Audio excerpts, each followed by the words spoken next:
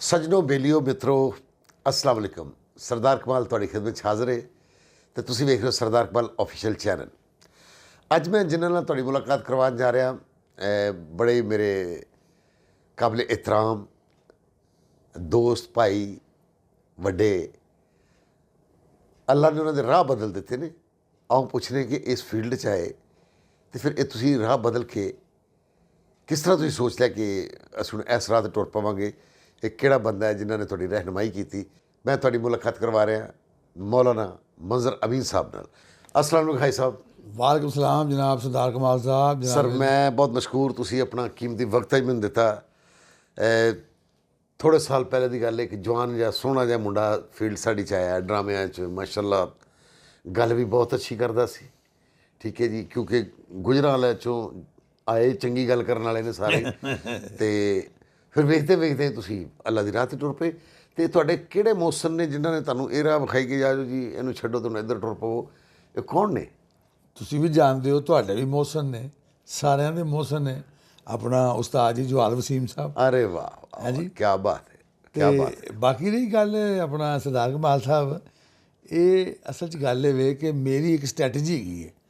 ਉਹ ਇਹ ਵੇ ਕਿ ਕੋਈ ਬੰਦਾ ਕੋਈ ਚੰਗੀ ਮੱਤ ਵਾਲੀ ਗੱਲ ਦੱਸ ਰਿਹਾ ਹੋਵੇ ਜਾਂ ਕੋਈ ਐਸਾ ਕੰਮ ਕਰ ਰਿਹਾ ਹੋਵੇ ਜਿਹਦੇ ਵਿੱਚ ਮੈਨੂੰ ਨਜ਼ਰ ਆਵੇ ਕਿ ਯਾਰ ਇਹਦੇ ਵਿੱਚ ਨਾ ਬੜਾ ਫਾਇਦਾ ਹੈ, ਤੇ ਮੈਂ ਉਹ ਉਹਦੀ ਜੇਬ 'ਚੋਂ ਕੱਢ ਕੇ ਆਪਣੀ ਜੇਬ 'ਚ ਪਾ ਲੈਂਦਾ।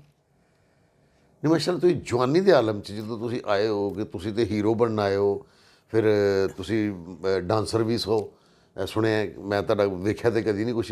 ਹੀਰੋ? हाँ हाँ। ਮੈਂ ਘਰੋਂ ਰਾਜ ਕਪੂਰ ਬਣਨਾ ਆਇਆ ਸਾਂ। अच्छा जी। ਹਾਂ ਜੀ, ਤੁਹਾਨੂੰ ਸ਼ਾਇਦ ਯਾਦ ਨਹੀਂ ਗਾ ਕਿ ਮੇਰੀ ਪਤਲੂਨ ਦਾ ਸਟਾਈਲ ਵੀ ਰਾਜ ਕਪੂਰ ਵਾਲਾ ਹੁੰਦਾ ਸੀ।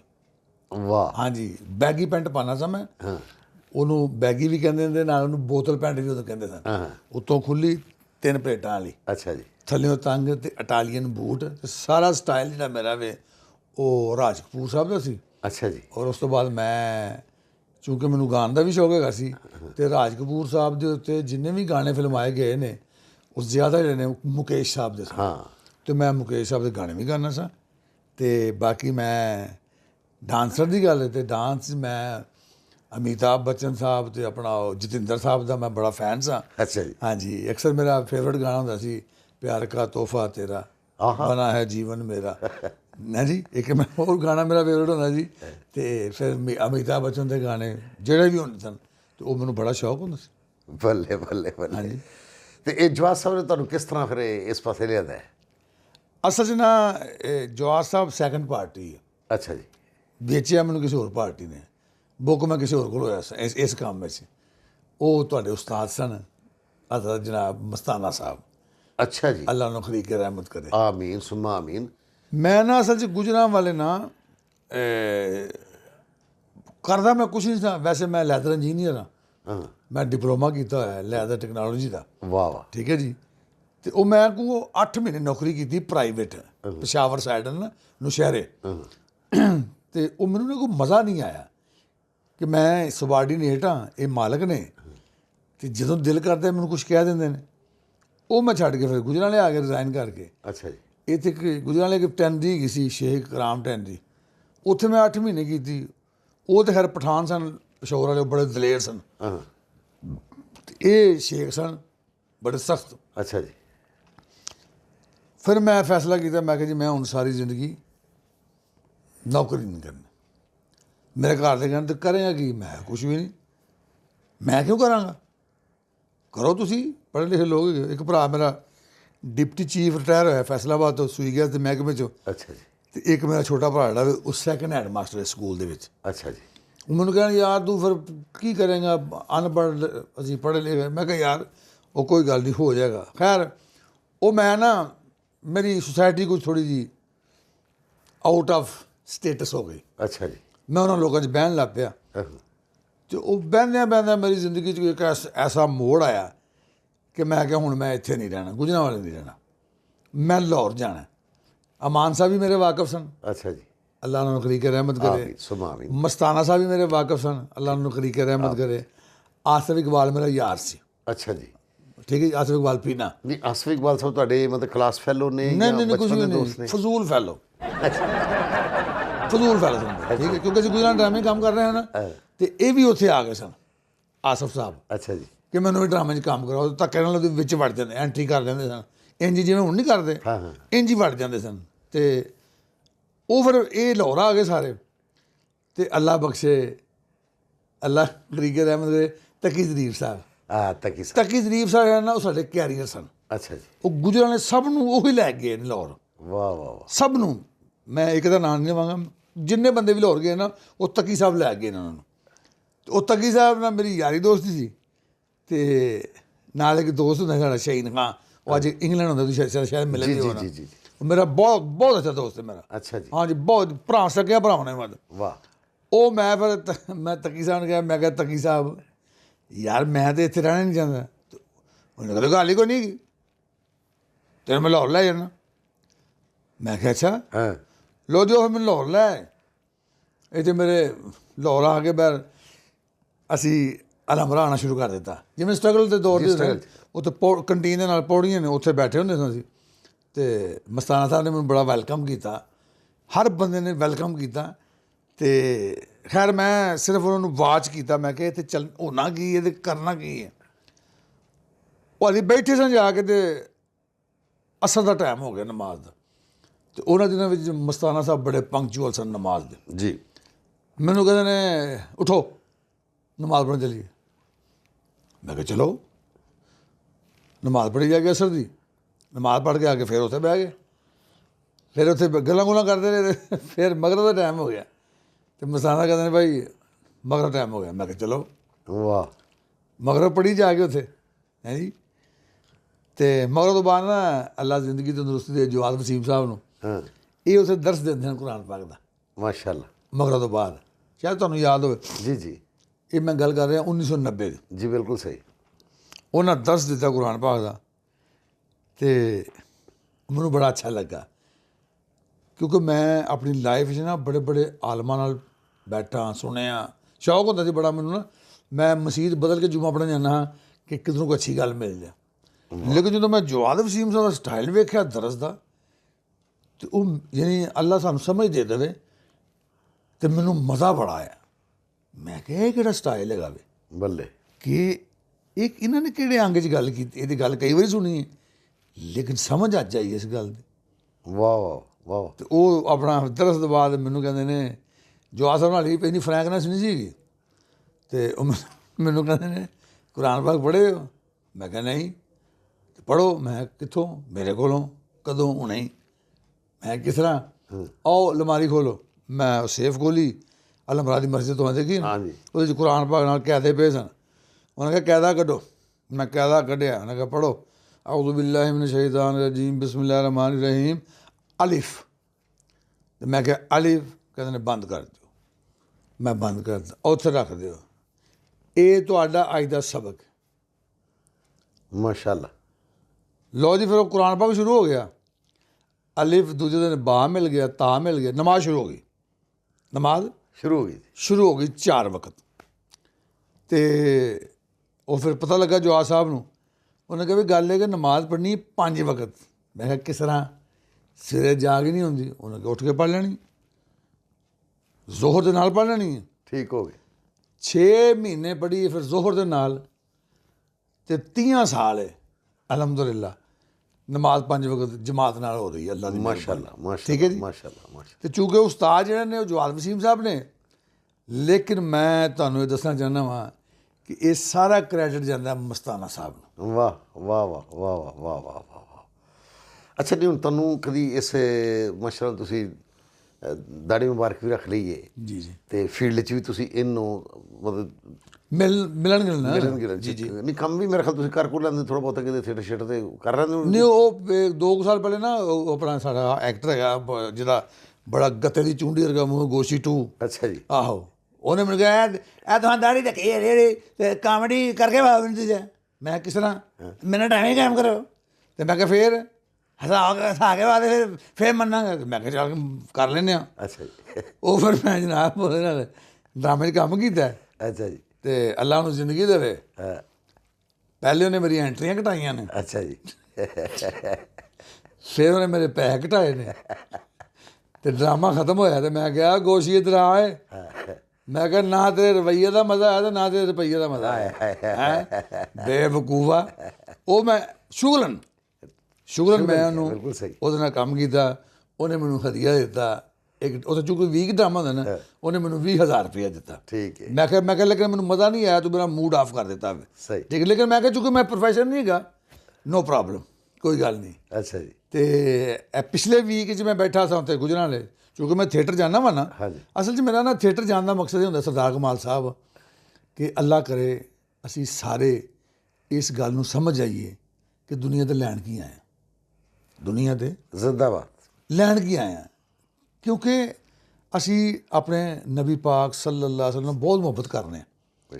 ਅੱਜ ਵੀ ਇਸ ਵੇਲੇ ਵੀ ਸਾਨੂੰ ਕੋਈ ਆਵਾਜ਼ ਦਵੇ ਤੇ ਅਸੀਂ ਨਾਰਾ ਮਾਰ ਕੇ ਆਪਣੀ ਧੌਣ ਵੀ ਲਵਾਉਣ ਤੋਂ ਉਹਨਾਂ ਤੋਂ ਦਰੇਗ ਨਹੀਂ ਕਰਾਂਗੇ। ਬਿਲਕੁਲ। ਓਕੇ। ਤੇ ਉਹਨਾਂ ਦੀ ਖਾਹਿਸ਼ ਸੀ ਨਬੀ ਪਾਕ ਸੱਲੱਲਾਹੁ ਅਲੈਹਿ ਵਸੱਲਮ ਦੀ ਕਿ ਮੇਰਾ ਹਰ ਉਮਤੀ ਮੇਰੀ ਜ਼ਿੰਦਗੀ ਅਪਣਾ ਲੇ ਤੇ ਅੱਗੇ ਜਾ ਕੇ ਕਾਮਯਾਬ ਹੋ ਜਾਏ ਹਮੇਸ਼ਾ।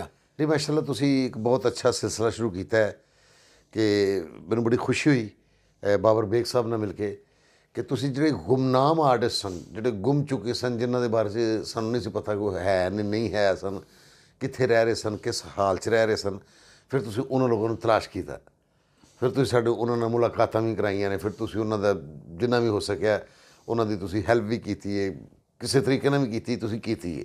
ਇਹ ਬੜੀ ਇੱਕ ਖੁਸ਼ੀ ਵਾਲੀ ਗੱਲ ਸੀ ਤੇ ਇਹ ਅੱਲਾ ਦਾ ਵਲੀ ਹੀ ਕਰ ਸਕਦਾ ਜਿਹੜਾ ਤੁਸੀਂ ਇਹ ਕੰਮ ਕਰ ਰਹੇ ਹੋ। ਠੀਕ ਹੈ ਜੀ।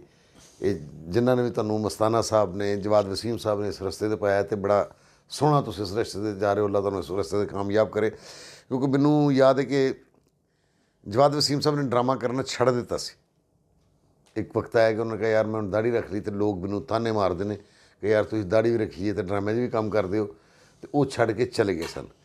ਫਿਰ ਉਹ ਮੌਲਾਨਾ ਸਾਹਿਬ ਸਨ, ਆਪਣਾ ਰਾਏਵਿੰਡ, ਮੈਨੂੰ ਨਾਂ ਇਸ ਫਿਲਮ ਦਾ ਨਹੀਂ ਜ਼ਿਹਨ 'ਚ ਆ ਰਿਹਾ, ਅੱਲਾ ਨੂੰ ਪਿਆਰੇ ਹੋ ਗਏ ਨੇ। उन्होंने क्या कि जवाद आपने क्यों छोड़ दिया? कहते जी अब लोग मुझे ना बुरा समझते हैं, अब दाढ़ी रख के ये काम करते हैं। तो उन्होंने कहा कि ठीक है, अगर लोगों की बातों से तुमने ये छोड़ दिया तो सोच लो, क़यामत के दिन अपने आँखों के सामने अपनी बहनों को, भाइयों को, बेटियों को, बेटों को दोज़ख में जाता देखोगे, वो बर्दाश्त कर लोगे? तो जवाद साहब ने कहा जी मैं ये तो नहीं बर्दाश्त कर सकता। तो फिर उन्होंने फरमाया कि आप वहीं चले जाएं, वापस उसी फील्ड में जाएं, वहीं पे काम करें। फिर उन्होंने आने का ये फायदा है कि देखो मेरे वर्गा गुनाहगार बंदा है, मेरी बेटी ने कुरान हिफ्ज़ किया तो वो भी मौलाना जवाद वसीम साहब, ठीक है जी, उन्होंने सिर सिरा जाता है। फिर मैं हज किया तो मैनू हज से भी मौलाना जवाद वसीम साहब ही लै गए, ठीक है जी। वो बड़िया गल्लां ने माशाअल्लाह, वो अल्लाह के वली ने, अल्लाह ने ड्यूटियां लाइया, जिस तरह तुहाडी अल्लाह ने ड्यूटी लाई, इस तरह ही उन्होंने भी ड्यूटी लगी हुई है। तो तुसीं अपनी ड्यूटी चो तुसीं कोई मतलब ड्रामा शामा नहीं करना, दे सानू कभी लगा ही नहीं कि तुसीं ਉਹ ਮੰਜ਼ਰਮੀਨ ਨਹੀਂ ਰਹੇ। ਬਿਲਕੁਲ ਸਹੀ ਗੱਲ ਠੀਕ ਹੈ ਜੀ। ਸਾਨੂੰ ਤੇ ਮਤਲਬ ਮੌਲਾਨਾ ਅੱਲਾ ਨੇ ਤੁਹਾਨੂੰ ਰਸਤਾ ਦਿਖਾਤਾ ਹੈ ਮਾਲਕ ਨੇ, ਲੇਕਿਨ ਸਾਡੇ ਨਾਲ ਤੁਸੀਂ ਅੱਜ ਵੀ ਉਂਝ ਹੀ ਹੋ, ਉਂਝ ਹੀ ਤੁਹਾਡੀ ਮੁਲਾਕਾਤ ਹੁੰਦੀ, ਉਂਝ ਹੀ ਜਦੋਂ ਤੁਸੀਂ ਆਉਂਦੇ ਹੋ ਤਾਂ ਲੱਗਦਾ ਕਿ ਯਾਰ ਉਹ ਇੱਕ ਕਿਸੇ ਪਾਸੇ ਗਿਆ ਹੀ ਨਹੀਂ, ਤੁਹਾਡੇ ਕੋਲ ਹੁਣ ਐਂਟਰੀ ਕਰਕੇ ਵੀ ਨਹੀਂ ਬਾਹਰ ਆਏ। ਬਿਲਕੁਲ ਸਹੀ ਗੱਲ, ਠੀਕ ਹੈ ਨਾ ਜੀ। ਤੇ ਤੁਹਾਨੂੰ ਮੈਂ ਜੀ ਤੁਸੀਂ ਗੱਲ ਮੇਰੇ ਨਾਲ ਕੀਤੀ ਹੈ ਨਾ ਕਿ ਵੈਲਫੇਅਰ ਦੀ ਗੱਲ ਹੈ, ਤੁਹਾਨੂੰ ਮੈਂ ਅੱਜ ਇੱਕ ਹੋਰ ਨਵੀਂ ਗੱਲ ਦੱਸਾਂਗਾ ਕਿ ਤੁਸੀਂ ਇਹ ਸੁਣ ਕੇ ਹੈਰਾਨ ਹੋਵੋਗੇ ਕਿ ਇਹ ਕੰਮ ਕਿਨੇ ਸ਼ੁਰੂ ਕਰਵਾਇਆ ਮੈਨੂੰ। ਇਹ ਅੱਲਾ ਜ਼ਿੰਦਗੀ ਤੰਦਰੁਸਤੀ ਦੇ ਇਹ ਕੰਮ ਸ਼ੁਰੂ ਕਰਵਾਇਆ ਇਰਫਾਨ ਕੂਸਟ ਸਾਹਿਬ ਨੇ। ਵਾਹ ਵਾਹ ਵਾਹ ਵਾਹ। ਰੁਮਾਨਾ ਬੇਗਮ ਅੱਲਾ ਕਰੀ ਕੇ ਰਹਿਮਤ ਕਰੇ। ਹਾਂ ਜੀ। ਤੁਹਾਨੂੰ ਪਤਾ ਤੁਸੀਂ ਉਹਨਾਂ ਦੇ ਅਖੀਰ ਦੇ ਦਿਨ ਵੇਖੇ ਨੇ ਨਾ ਜੀ। ਮੈਂ ਕਿਉਂਕਿ ਬੜੇ ਅੱਛੇ ਆਰਟਿਸਟ ਸਾਡੇ ਪਾਕਿਸਤਾਨ ਦੇ ਇਤਨੇ ਅੱਛੇ ਆਰਟਿਸਟ, ਓਹੋ, ਤੇ ਲਾਸਟ ਟਾਈਮ ਉਹਨਾਂ ਦੀ ਜਿਹੜੀ ਫੌਤਗੀ ਹੋਈ ਉਹ ਰੇਲਵੇ ਸਟੇਸ਼ਨ ਮੁਸਾਫਰਖਾਨੇ 'ਚ ਹੋਈ ਸੀ। ਤੇ ਆਖਰੀ ਦਿਨ ਜਿਹੜੇ ਨੇ ਉਹ ਇਰਫਾਨ ਸਾਹਿਬ ਨੇ ਮੇਰੀ ਡਿਊਟੀ ਲਾਈ ਸੀ। ਅੱਛਾ ਜੀ। ਮੈਂ ਉਹਨਾਂ ਨੂੰ ਗੰਗਾ ਰਾਮ ਦਾਖਲ ਕਰਾਇਆ ਸੀ। ਅੱਛਾ ਜੀ। ਠੀਕ ਹੈ ਜੀ। ਜਿੰਨੇ ਐਕਸਪੈਂਡੀਚਰ ਉਹਨਾਂ ਦੇ ਲੱਗੇ ਨੇ ਉਹਨਾਂ ਦੇ ਰੁਮਾਨਾ ਬੇਗਮ ਤੇ, ਉਹ ਸਾਰੇ ਇਰਫਾਨ ਸਾਹਿਬ ਨੇ ਮੈਨੂੰ ਦਿੱਤੇ ਨੇ। ਵਾਹ। ਇਰਫਾਨ ਖੁਸ਼ਰ ਸਾਹਿਬ ਨੇ। ਉਹਨਾਂ ਨੇ ਕਿਹਾ ਮੇਰਾ ਨਾਂ ਨਹੀਂ ਆਉਣਾ ਚਾਹੀਦਾ ਮੰਜ਼ਰ ਅਮੀਨ, ਤੇ ਇਹਦਾ ਨਾਂ ਰੁਮਾਨਾ ਦਾ, ਕਿਉਂਕਿ ਉਹਨਾਂ ਦੀ ਕੁਲੀਗ ਸਨ ਨਾ, ਬੈਚਮੇਟ ਸਨ, ਰੁਮਾਨਾ ਦਾ ਇਲਾਜ ਕਰਾ। ਠੀਕ ਹੈ ਜੀ। ਉਹਨਾਂ ਦੀ ਜ਼ਿੰਦਗੀ ਇੰਨੀ ਸੀ, ਰੁਮਾਨਾ ਬੇਗਮ ਜ਼ਿੰਦਗੀ ਅਸੀਂ ਬੜੀ ਸਰ ਤੋੜ ਕੋਸ਼ਿਸ਼ ਕੀਤੀ, ਅਸੀਂ ਕਿਸੇ ਸ਼ਾਇਦ ਦੀ ਕਮੀ ਨਹੀਂ ਆਉਣ ਦਿੱਤੀ। ਰੁਮਾਨਾ ਬੇਗਮ ਦਾ ਇਲਾਜ ਕਰਾਇਆ ਤੇ ਮੈਂ ਇਰਫਾਨ ਸਾਹਿਬ ਨੂੰ ਦੱਸਣ ਤੋਂ ਬਗੈਰ ਹੀ ਉਹਨਾਂ ਦੇ ਪੈਸਿਆਂ 'ਚ ਮੈਂ ਰੁਮਾਨਾ ਬੇਗਮ ਦਾ ਇੱਕ ਭਰਾ ਹੁੰਦਾ ਸੀ ਨਾਲ, ਜਾਣਦੇ ਤੁਸੀਂ ਉਹਨਾਂ ਨੂੰ, ਉਹਨਾਂ ਦੇ ਭਾਈ ਨੂੰ? ਜੀ ਮੈਂ ਸ਼ਾਇਦ ਅੱਛਾ ਨਾਲ ਹੁੰਦੇ ਨਾ। ਉਹਨਾਂ ਨੂੰ ਮੈਂ ਇੱਕ ਦੁਕਾਨ ਦਾ ਸਮਾਨ ਵੀ ਲੈ ਕੇ ਦਿੱਤਾ ਸੀ। ਉਹਨੇ ਕਿਹਾ ਮੈਂ ਦੁਕਾਨ ਪਾਣੀ ਹੈ ਖਾਣੇ ਖੁਣੇ ਦੀ, ਮੈਂ ਉਹ ਵੀ ਲੈ ਕੇ ਦਿੱਤਾ ਸੀ। ਫਿਰ ਉਸ ਤੋਂ ਬਾਅਦ ਅੱਲਾ ਕਰੀ ਕੇ ਰਹਿਮਤ ਕਰੇ ਨਜਮਾ ਬੇਗਮ, ਵਾਹ ਅੱਛਾ ਠੀਕ ਹੈ ਜੀ। ਉਹਨਾਂ ਵਾਸਤੇ ਮੈਨੂੰ ਕਵੀ ਸਾਹਿਬ ਨੇ ਪੈਸੇ ਦਿੱਤੇ ਸਨ। ਵਾਹ ਵਾਹ ਵਾਹ ਉਹਨੇ ਕਿਹਾ ਭਾਈ ਦੇ ਕੇ ਆਓ ਲੇਕਿਨ ਮੇਰਾ ਨਾਮ ਨਾ ਬਤਾਨਾ।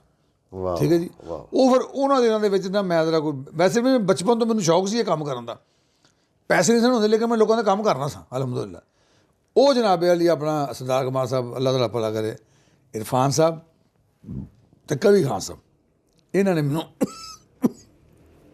ਉਦੋਂ ਸਪੋਰਟ ਕੀਤਾ ਕਿਉਂਕਿ ਜਦੋਂ ਮੈਂ ਇਸ ਫੀਲਡ 'ਚ ਆਇਆ ਨਾ ਤੇ ਇਰਫਾਨ ਸਾਹਿਬ ਹੋ ਗਏ, ਕਵੀ ਸਾਹਿਬ ਹੋ ਗਏ, ਲਗਾਰੀ ਸਾਹਿਬ ਹੋ ਗਏ, ਅਲਬੇਲਾ ਸਾਹਿਬ ਹੋ ਗਏ, ਇਹਨਾਂ ਨੂੰ ਕੋਈ ਵੈਲਫੇਅਰ ਦਾ ਕੰਮ ਹੁੰਦਾ ਸੀ ਨਾ ਇਹ ਮੈਨੂੰ ਚੂਜ਼ ਕਰਦੇ ਸਨ। ਯਾਨੀ ਇਹਨਾਂ ਦਾ ਮੇਰੇ ਬਾਰੇ 'ਚ ਕੋਈ ਗੁਮਾਨ ਅੱਲਾ ਨੇ ਕੋਈ ਇਹੋ ਜਿਹਾ ਪਾ ਦਿੱਤਾ ਸੀ ਕਿ ਯਾਰ ਇਹ ਬੰਦਾ ਜਿਹੜਾ ਨਾ ਇਹ ਕੰਮ ਕਰ ਦੇਗਾ। ਔਰ ਦੂਜਾ ਮੈਂ ਕਦੀ ਕਿਸੇ ਕੰਮ 'ਚ ਆਰ ਨਹੀਂ ਸਮਝਿਆ। ਮੈਂ ਇੱਕ ਇੰਟਰਵਿਊ 'ਚ ਵੀ ਗਿਆ ਸੀ ਬਾਬਰ ਬੇਗ ਨੂੰ, ਬਲਕਿ ਮੈਂ ਅਕਸਰ ਇੰਟਰਵਿਊ 'ਚ ਕਹਿੰਦਾ ਹੁੰਦਾ ਵਾਂ ਕਿ ਸਾਡੇ ਮਾਸ਼ਰੇ ਵਿੱਚ ਅਸੀਂ ਹੈਲਪ ਕਰਨੇ ਆ, ਇਹ ਤੁਹਾਨੂੰ ਵੀ ਪਤਾ ਇਸ ਗੱਲ ਦਾ, ਅਸੀਂ ਹੈਲਪ ਜ਼ਰੂਰ ਕਰਨੇ ਆ, ਕੋਈ ਪੈਸੇ ਦੇ ਦਿੰਦੇ ਆ, ਕੋਈ ਦਵਾਈ ਲੈ ਦਿੰਦੇ ਆ, ਕੋਈ ਵਾਟਰ ਲੈ ਦਿੰਦੇ ਆ, ਲੇਕਿਨ ਅਸੀਂ ਟਾਈਮ ਨਹੀਂ ਦਿੰਦੇ ਕਿਸੇ ਨੂੰ ਬਿਲਕੁਲ ਸਹੀ। ਲੇਕਿਨ ਅਲਹਮਦੁਲਿਲਾ ਮੈਂ ਬਾਬਰ ਬੇਗ ਅਸੀਂ ਅੱਲਾ ਦੀ ਮਿਹਰਬਾਨੀ ਨਾਲ ਟਾਈਮ ਦਿੰਦੇ ਹਾਂ। ਅਸੀਂ ਮਰੀਜ਼ ਨੂੰ ਘਰੋਂ ਚੁੱਕਦੇ ਹਾਂ, ਹਸਪੀਟਲ ਲੈ ਕੇ ਜਾਂਦੇ ਹਾਂ, ਚੈੱਕ ਕਰਵਾਉਂਦੇ ਹਾਂ, ਦਵਾਈਆਂ ਲੈਂਦੇ ਹਾਂ, ਘਰ ਛੱਡ ਕੇ ਆਉਂਦੇ ਹਾਂ, ਟਾਈਮ ਲੈਪਸ ਦੇ ਵਿੱਚ ਉਹਨਾਂ ਨਾਲ ਰਾਬਤਾ ਰੱਖਦੇ ਹਾਂ, ਅਸੀਂ ਫਿਰ ਉਹਨਾਂ ਨੂੰ ਲੈ ਕੇ ਜਾਂਦੇ ਹਾਂ ਉੱਥੇ। ਜਜ਼ਾਕ ਅੱਲਾ। ਠੀਕ ਹੈ ਜੀ। ਮਾਸ਼ਾਅੱਲਾ। ਮੈਂ ਤੁਹਾਨੂੰ ਕੀ ਗੱਲ ਦੱਸੀ ਹੈ ਕਿ ਦੋ ਬੰਦੇ ਇਰਫਾਨ ਕੂਸਟ ਔਰ ਕਵੀ ਖਾਨ ਸਾਹਿਬ, ਇਹਨਾਂ ਨੇ ਵੀ ਮੈਨੂੰ ਦੈਟ ਟਾਈਮ ਜਦੋਂ ਮੈਂ ਇਸ ਫੀਲਡ 'ਚ ਕੰਮ ਕਰਨਾ ਤਾਂ ਬੜੀ ਸਪੋਰਟ ਕੀਤੀ ਹੈ। ਔਰ ਇਹਨਾਂ ਨੂੰ ਜਦੋਂ ਵੀ ਮੈਂ ਕਿਸੇ ਦਾ ਕੰਮ ਕਿਹਾ ਹੋਵੇ ਤੇ ਇਹਨਾਂ ਨੇ ਫੌਰਨ ਹਾਮੀ ਭਰ ਲਈ ਕਿ ਕਰੋ ਜਾ ਕੇ ਜਾ, ਕੋਈ ਐਸੀ ਗੱਲ। ਵਾਹ ਵਾਹ ਵਾਹ। ਹਾਂਜੀ, ਇਹ ਉਹ ਆਰਟਿਸਟ ਨੇ ਜਿਨ੍ਹਾਂ ਦੇ ਵਾਕਈ ਅੱਲਾ ਨੇ ਨਾਂ ਸੱਚੀ ਮੁੱਚੀ ਤੇ ਬਣਾਏ ਨੇ। ਤੇ ਮੌਲਾਨਾ ਤਾਰਿਕ ਜਮੀਲ ਸਾਨੂੰ ਤੁਹਾਡੀ ਬੜੀ ਖਾਸ ਮੁਹੱਬਤ। ਮੌਲਾਨਾ ਸਾਹਿਬ ਸਭ ਅਸਲ 'ਚ ਮੌਲਾਨਾ ਸਾਹਿਬ ਨਾਲ ਮੁਲਾਕਾਤ ਸਭ ਤੋਂ ਪਹਿਲੇ ਮੇਰੀ ਹੋਈ ਸੀ 1994 'ਚ। ਉਦੋਂ ਮੈਂ ਚਿੱਲਾ ਲਾਣ ਗਿਆ ਸਾਂ ਰਾਏਵਿੰਡ। ਯਾਨੀ ਇਹ ਮੌਲਾਨਾ ਨਹੀਂ ਬਟ ਸਭ ਤੋਂ ਪਹਿਲੇ। ਨਹੀਂ ਸਾਹਿਬ ਜਵਾਹਰ ਸਾਹਿਬ ਤੋਂ ਹੀ ਪਹਿਲੇ। ਅੱਛਾ ਜੀ। ਜਵਾਹਰ ਸਾਹਿਬ ਤੋਂ ਹੀ ਪਹਿਲੇ ਮੇਰੀ ਮੁਲਾਕਾਤ ਹੋਈ ਤੇ ਕਰਵਾਈ ਕਿਨੇ? ਸਾਡੇ ISI ਦੇ ਚੇਅਰਮੈਨ ਸਾਬਕ ਤੇ ਆਪਣਾ ਜਨਰਲ ਜਵੇਦ ਨਾਸਰ ਸਾਹਿਬ ਨੇ। ਅੱਛਾ ਜੀ। ਉਹ ਮੈਨੂੰ ਲੈ ਕੇ ਗਏ ਸਨ। ਉਹਨਾਂ ਨੇ ਮੈਨੂੰ ਮੌਲਵੀ ਜਮੀਲ ਸਾਹਿਬ ਨੇ ਮਿਲਾਇਆ ਸੀ ਔਰ ਨਵਾਜ਼ ਸ਼ਰੀਫ ਨੇ ਮਿਲਾਇਆ ਸੀ। ਅੱਛਾ ਜੀ। ਉਹਨਾਂ ਨੇ ਨਵਾਜ਼ ਸ਼ਰੀਫ ਨੇ ਮੈਨੂੰ ਕਿਹਾ ਸੀ, ਉਹਨੇ ਕਿਹਾ ਗੁਰੀਲਾ ਕਿਤੋਂ ਫੜਿਆ ਜੇ। ਠੀਕ ਹੈ ਜੀ। ਉਹ ਚੂੰਕਿ ਮੇਰੀ ਸ਼ੁਰੂ ਤੋਂ ਆਦਤ ਹੈਗੀ ਹੈ, ਤੁਹਾਨੂੰ ਵੀ ਪਤਾ ਹੈਗਾ ਵੇ ਕਿ ਮੈਂ ਇੱਕ ਵਾਰੀ ਕਿਸੇ ਨੂੰ ਮਿਲ ਲਵਾਂ ਨਾ ਤਗੜੇ ਬੰਦੇ ਨੂੰ ਤੇ ਮੈਂ ਫਿਰ ਦੁਬਾਰਾ ਉਹਦੇ ਨਾਲ ਰਾਬਤਾ ਆਪ ਨਹੀਂ ਕਰਦਾ ਹੁੰਦਾ। ਠੀਕ ਹੈ ਜੀ। ਉਹ ਮੈਂ ਨਵਾਜ਼ ਸ਼ਰੀਫ ਨੂੰ ਮਿਲ ਕੇ ਆ ਗਿਆ। ਹੁਣ ਮੌਲਵੀ ਸਾਹਿਬ ਆ ਗਏ ਲਾਹੌਰ, ਮੌਲਾਨਾ ਤਾਰਿਕ ਜਮੀਲ ਸਾਹਿਬ ਮਾਲਟਨ ਅਤੇ ਸ਼ਾਦਮਾਨ ਜਮਾਤ ਦੇ ਨਾਲ ਆ ਗਏ ਤੇ ਮੈਂ ਸਾਰਿਆਂ ਨੂੰ ਜਵਾਬ ਸਾਹਿਬ ਮੈਂ ਕਿਹਾ ਲਓ ਜੀ ਤੁਹਾਨੂੰ ਇੱਕ ਐਸੇ ਬੰਦੇ ਨਾਲ ਮਿਲਾਣਾ ਕਿ ਯਾਦ ਕਰੋਗੇ ਸਾਰੀ ਜ਼ਿੰਦਗੀ। ਵਾਹ। ਜਨਾਬ ਸ਼ੋਅ ਤੋਂ ਬਾਅਦ ਮੈਂ ਸਾਰਿਆਂ ਨੂੰ ਲੈ ਗਿਆ ਉੱਥੇ ਸ਼ਾਦਮਾਨ ਮੇਨ ਗੋਲ ਮਸਜਿਦ ਦੇ ਵਿੱਚ, ਲਾਲ ਮਸਜਿਦ। ਤੇ ਮੌਲਵੀ ਸਾਹਿਬ ਨੇ ਵੇਖ ਕੇ ਤੇ ਹੈਰਾਨ, ਔਰ ਮੌਲਵੀ ਸਾਹਿਬ ਨੇ ਕਿਸੇ ਨੂੰ ਨਹੀਂ ਜਾਣਦੇ ਕਿ ਇਹ ਕੌਣ ਲੋਕ ਨੇ। ਮੈਂ ਫਿਰ ਤਾਰਫ ਕਰਾਇਆ, ਮੈਂ ਕਿਹਾ ਜੀ ਇਹ ਮੇਰੇ ਉਸਤਾਦ ਨੇ ਜਵਾਦ ਵਸੀਮ ਸਾਹਿਬ, ਵਾਹ। ਇਹ ਅਨਵਰ ਸਾਹਿਬ ਹੈ, ਇਹ ਇਰਫਾਨ ਹਾਸ਼ਮੀ ਸਾਹਿਬ, ਇਹ ਨਈਮ ਭੱਟ ਸਾਹਿਬ, ਇਹ ਆਬਦ ਕਸ਼ਮੀਰੀ ਸਾਹਿਬ। ਠੀਕ ਹੈ ਜੀ। ਉਹ ਫਿਰ ਚਲਦਿਆਂ ਗੱਲ ਜਿਹੜੀ ਇੰਨੀ ਕੁ ਵੱਧ ਗਈ ਕਿ ਚੂੰਕਿ ਮੈਂ ਫਿਰ ਆਪਣਾ ਚੂੰਕਿ ਇੱਕ ਤਾਂ ਮੈਂ ਪੈਦਲ ਹੋਣਾ ਸਾਂ ਤੇ ਇਹਨਾਂ ਕੋਲ ਗੱਡੀਆਂ ਹੁੰਦੀਆਂ ਹਨ। ਇਹ ਫਿਰ ਜਦੋਂ ਦਿਲ ਕਰਦਾ ਸੀ ਆਪਣਾ ਜਾ ਕੇ ਮੌਲਵੀ ਸਾਹਿਬ ਨੂੰ ਜਾ ਕੇ ਮਿਲ ਲੈਂਦੇ ਸਨ। ਬਲਕਿ ਕਈ ਮਹੀਨੇ ਤੇ ਮੌਲਵੀ ਸਾਹਿਬ ਨੇ ਮੈਨੂੰ ਕਿਹਾ ਸੀ ਕਿ ਤੂੰ ਸੋਹਣੇ ਰਾਏਵਿੰਡ ਹੈ। ਮੈਂ ਡਰਾਮਾ ਕਰਕੇ ਮੋਟਰਸਾਈਕਲ ਲੈ ਕੇ ਕਿਸੇ ਦੀ ਤੇ ਸਿੱਧਾ ਰਾਏਵਿੰਡ ਜਾਂਦਾ ਸਾਂ। ਵਾਹ ਵਾਹ ਵਾਹ। ਠੀਕ ਹੈ ਜੀ। ਤੇ ਸ਼ੋਅਬੀਜ਼ ਦੇ ਵਿੱਚ ਮੌਲਾਨਾ ਤਾਰਿਕ ਜਮੀਲ ਸਾਹਿਬ ਨੂੰ ਮੁਤਾਰਫ ਕਰਾਉਣ ਵਾਲਾ ਤੁਹਾਡਾ ਭਾਈ ਹੈ। ਮਾਸ਼ਾਅੱਲਾ। ਅੱਲਾ ਦੀ ਮਿਹਰਬਾਨੀ ਨਾਲ। ਮਾਸ਼ਾਅੱਲਾ। ਫਿਰ ਅੱਗੋਂ ਅੱਲਾ ਨੇ ਵੇਖੋ ਨਾ 100 ਐਕਟਰ, 100 ਕਮ ਸੇ ਕਮ 100 ਐਕਟਰ ਜਿਨ੍ਹਾਂ ਨੇ ਹੱਜ ਕਰ ਲਿਆ। ਹਾਂਜੀ। ਫਿਰ ਨਮਾਜ਼ੀ ਹੋ ਗਏ ਨੇ, ਤੌਬਾ ਕਰ ਲਈ, ਐਕਟਰ ਐਕਟਰਸ 10+। ਠੀਕ ਹੈ ਜੀ। ਤੇ ਉਹ ਇਸ ਤਰ੍ਹਾਂ ਉਹ ਮੁਲਾਕਾਤ ਮੇਰੀ ਤਾਰਿਕ ਜਮੀਲ ਸਾਹਿਬ ਨਾਲ ਉੱਥੇ ਹੋਈ ਸੀ। ਉਸ ਤੋਂ ਬਾਅਦ ਫਿਰ ਚੱਲ ਅਲਹਮਦੁਲਿਲਾ ਅੱਲਾ ਦੀ ਬੜੀ ਮਿਹਰਬਾਨੀ ਹੈ ਕਿ ਅੱਲਾ ਨੇ ਸਾਨੂੰ ਇੱਜ਼ਤ ਦਿੱਤੀ ਹੈ ਲੇਕਿਨ ਦੀਨ ਦੇ ਹਵਾਲੇ ਨਾਲ। ਤੁਸੀਂ ਵੀ ਅਗਰ ਮੇਰੀ ਇੱਜ਼ਤ ਕਰਦੇ ਹੋ ਤੇ ਉਹਦੇ 'ਚ ਮੇਰੀ ਐਕਟਿੰਗ ਦਾ ਕੋਈ ਤਾਲੁਕ ਨਹੀਂ ਹੈਗਾ। ਤੁਹਾਨੂੰ ਪਤਾ ਕਿ ਯਾਰ ਚਲੋ ਇੱਕ ਵਾਰੀ ਨਾ ਮੇਰੀ ਬੇਟੀ ਦਾ ਨਿਕਾਹ ਸੀ ਤੇ ਮੈਂ ਸੁਹੇਲ ਸਾਹਿਬ ਨੂੰ ਫੋਨ ਕੀਤਾ, ਮੈਂ ਕਿਹਾ ਫਾਤਮਾ ਦਾ ਨਿਕਾਹ ਹੈ, ਕਦੋਂ ਹੀ? ਮੈਂ ਕਿਹਾ ਫਲਾਣੇ ਤਰੀਕ ਨੂੰ। ਅੱਛਾ ਠੀਕ ਹੈ। कवि साहब ने फ़ोन किया, मैं क्या मेरी बेटी का निकाह है, कब है? मैं क्या फ़लाँ तारीख को। अच्छा याद करवा देना। मैं सुहेल साहब ने फ़ोन किया, मैं क्या कवि साहब को याद करवा देना। हुण कवि साहब पाकिस्तान दे साडे क्या बात, सिर्फ आर्टिस्ट नहीं, वो बकायदा तौर पर एक लेजेंडरी है। लेजेंडरी ओके, कोई शक यानी उतों को निकलता सब कुछ जो भी निकलता। बिल्कुल सही। तो जी कवि साहब सुहेल साहब लैके आ गए मेरे निकाह ते। ਮੈਂ ਉੱਥੋਂ ਵੇਖੋ ਨਾ ਮੈਨੂੰ ਬੜੀ ਸ਼ਰਮਿੰਦਗੀ ਹੋਈ ਤੇ ਮੈਂ ਕਿਹਾ ਜੀ 1 ਵਜੇ ਇਨਸ਼ਾਅੱਲਾ ਨਿਕਾਹ ਸ਼ੁਰੂ ਹੋ ਜਾਏਗਾ। 1 ਵੱਜ ਗਿਆ ਤੇ ਉਹ ਜੰਜ ਹੀ ਨਹੀਂ ਆਈ ਜੋ ਅਸੀਂ ਕਰ ਰਹੇ ਹਾਂ। ਹਾਂਜੀ ਉਹ ਖੈਰ ਉਹ ਕਹਿੰਦੇ ਨੇ ਠੀਕ ਹੈ ਤੇ ਖਾਣਾ ਕਵੀ ਸਾਹਿਬ ਘਰੋਂ ਲੈ ਕੇ ਆਏ ਸਨ ਤੇ ਹੁਣ ਉਹ ਜੰਜ ਚੱਲੇ ਨੇ ਸੁਹੇਲ ਸਾਹਿਬ ਹੋਰੀ ਤੇ ਉਹ ਆ ਗਈ ਬਰਾਤ ਆ ਗਈ ਤੇ ਚੂੰਕਿ ਸੁਹੇਲ ਸਾਹਿਬ ਬੜੇ ਸਿਆਣੇ ਆਦਮੀ ਨੇ ਉਹਨੇ ਕਵੀ ਖਾਨ ਸਾਹਿਬ ਨੂੰ ਕਿਹਾ ਖਾਨ ਸਾਹਿਬ ਆਏ ਨਾ 1 ਮਿੰਟ, ਯਾਨੀ ਬਰਾਤ ਲੈ ਕੇ ਅੰਦਰ ਗਏ ਨੇ, ਉਹਨਾਂ ਨੂੰ ਬਾਇਆ, ਉਹਨਾਂ ਨੂੰ ਵੈਲਕਮ ਕਰਕੇ ਤੇ ਫਿਰ ਉਹ ਬਾਹਰ ਨਿਕਲ ਆਏ ਨੇ। ਹੈ ਜੀ।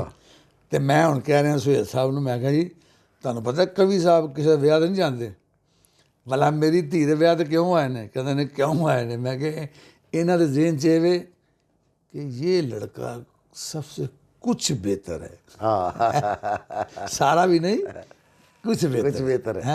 तो गल करना मतलब है दीन के हवाले नाल माशाल्लाह अल्लाह बख्शे अदीब साहब, तुसीं तो बहुत काम किया उन्होंने। जी जी जी एक दफ़ा हमला ड्रामे काम करना पे सी, शैतान ड्रामा से इरफान खुसरो साहब का, तो इंटरवल होया 2 शो सन इतवार के, तो मैं इंटरवल जाके ना तो मैं इशा की नमाज़ पढ़ी तो मेरे वाकफ नहीं सुने अदीब साहब, मैंने कहते इधर आओ। मैं अस्सलाम वालेकुम सर, कब से नमाज़ पढ़ते हो? मैं कहा जी अन्य साल। अच्छा बात सुनो, अदीब साहब और फिल्म स्टार, गौर करना, कहते ने ज़िंदगी में कभी नमाज ना छोड़ना, किसी मैदान में शिकस्त नहीं होगी। अरे वाह वाह अदीब साहब वाह वाह वाह वाह फिल्म 'च काम करने वाला बंदा कह रहा है कि नमाज ना छड्डी ते शिकस्त नहीं होए, नहीं होएगी। ये दीन दी बरकत। माशाल्लाह माशाल्लाह। फिर वो साढ़े एक ड्रामे 'च काम कर रही थी कुड़ी, मैं नाम भुल गया ਉਹਦਾ, मैं ਉਹਦੇ ਘਰ चला गया ਤੇ ਮੈਂ ਪਾਣੀ ਪੀਣਾ ਸੀ, ਉਹ ਪਾਣੀ ਮੰਗਿਆ, ਉਹਦੀ ਕੋਈ ਭੈਣ ਪਤਾ ਨਹੀਂ ਕੌਣ ਪਾਣੀ ਲੈਣ ਗਲਾਸ ਲੈਣ ਕਹਿੰਦੀ ਰਹਿ ਦੇ, ਉੱਥੋਂ ਨਵਾਂ ਡੱਬਾ ਖੋਲ ਗਲਾਸ ਵਾਲਾ, ਤੇ ਨਹੀਂ ਪਤਾ ਪਾਕ ਲੋਕ ਆਏ ਨੇ। ਮੈਂ ਇੰਨਾ ਸ਼ਰਮਿੰਦਾ ਹੋਇਆ ਸਰਦਾਰ ਸਾਹਿਬ, ਮੇਰੀ ਅੱਖਾਂ 'ਚ ਪਾਣੀ ਆ ਗਿਆ। ਮੈਂ ਕਿਹਾ ਇਹਨਾਂ ਲੋਕਾਂ ਦਾ ਸਾਡੇ ਬਾਰੇ 'ਚ ਕੀ ਗੁਮਾਨ ਹੈਗਾ ਹੈ? ਅਸੀਂ ਗੁਨਾਹਗਾਰ ਲੋਕ, ਗੰਦੇ ਲੋਕ। ਤੇ ਗੱਲ ਸੁਣਾਉਣ ਦਾ ਮਤਲਬ ਇਹ ਹੈ ਕਿ ਭਾਜੀ ਸਭ ਦੀ ਇੱਜ਼ਤ ਕੀਤੀ, ਸਭ ਨੂੰ ਆਪਣੇ ਆਪ ਤੋਂ ਮੁਹਤਰਮ ਸਮਝਿਆ। ਵਾਹ ਵਾਹ ਵਾਹ ਵਾਹ। ਤੇ ਉਹਦਾ ਰਿਜ਼ਲਟ ਇਹ ਮਿਲਿਆ ਕਿ ਅੱਜ ਵੀ ਸਾਡੀਆਂ ਜਿੰਨੀਆਂ ਵੀ ਸੀਨੀਅਰ ਆਰਟਿਸਟਾਂ ਨੇ, ਠੀਕ ਹੈ ਜੀ, ਮੇਨ ਸਾਡੀ ਆਰਟਿਸਟ ਤੁਸੀਂ ਵੀ ਜਾਣਦੇ ਹੋ ਸ਼ਬਾਨਾ ਭੱਟੀ ਸਾਹਿਬ, ਅਕਸਰ ਉਹਨਾਂ ਦਾ ਫੋਨ ਆਇਆ ਹੁੰਦਾ ਮੈਨੂੰ, ਵੇ ਮੰਜ਼ਰ ਆਇਆ ਹੋ ਗਏ ਹੈ ਜੀ, ਰਿਹਾਨਾ ਮਲਕ ਦਾ ਫੋਨ ਆਇਆ ਹੁੰਦਾ, ਸਨਾ ਬੱਟ ਦਾ ਫੋਨ ਆ, ਫਲਾਣੇ ਦਾ ਆ ਕੇ ਫਲਾਣੇ। ਇਹ ਕੀ ਕਿ ਅਸੀਂ ਇਹਨਾਂ ਨੂੰ ਇੱਜ਼ਤ ਦੀ ਨਿਗਾਹ ਨਾਲ, ਕਿਸੇ ਨੇ ਕਿਹਾ ਭਾ ਮੰਜ਼ਰ, ਵੇ ਮੰਜ਼ਰ, ਉਹ ਮੰਜ਼ਰ, ਮੈਂ ਕਿਹਾ ਇਹ ਹੁੰਦੀ ਇੱਜ਼ਤ। ਇੱਜ਼ਤ ਕੀਤੀ ਤੇ ਅੱਲਾਹ ਸਾਡੀ ਇੱਜ਼ਤ ਕਰਾ ਰਿਹਾ। ਅੱਲਾਹ ਤੁਹਾਨੂੰ ਸਲਾਮਤ ਰੱਖੇ, ਅੱਲਾਹ ਤੁਹਾਡੀ ਇੱਜ਼ਤ 'ਚ ਇਜ਼ਾਫਾ ਫਰਮਾਏ। ਇਸੇ ਹੀ ਤਰ੍ਹਾਂ ਤੁਸੀਂ ਜਿਸ ਤਰ੍ਹਾਂ ਅੱਲਾਹ ਦੇ ਬੰਦੇ ਲਈ ਕੰਮ ਕਰ ਰਹੇ ਹੋ, ਇਨਸਾਨੀਅਤ ਲਈ ਕੰਮ ਕਰਦੇ ਹੋ, ਤੇ ਅੱਲਾਹ ਤੁਹਾਨੂੰ ਤੌਫੀਕ ਦੇਵੇ, ਇਸ ਤਰ੍ਹਾਂ ਹੀ ਕੰਮ ਕਰਦੇ ਰਹੋ। ਮੈਂ ਬਹੁਤ ਮਸ਼ਕੂਰ, ਤੁਸੀਂ ਮੈਨੂੰ ਵਕਤ ਦਿੱਤਾ। ਅੱਜ ਮੇਰੇ ਨਾਲ ਸਨ ਮੌਲਾਨਾ ਮੰਜ਼ਰ ਅਮੀਨ ਸਾਹਿਬ। ਇਨਸ਼ਾਅੱਲਾ ਫਿਰ ਮੁਲਾਕਾਤ ਹੋਏਗੀ। ਮੌਲਾਨਾ ਮੰਜ਼ਰ ਅਮੀਨ ਸਾਹਿਬ ਨੂੰ ਤੇ ਸਰਦਾਰ ਇਕਬਾਲ ਨੂੰ ਇਜਾਜ਼ਤ ਦਿਓ। ਅੱਲਾਹ ਹਾਫਿਜ਼।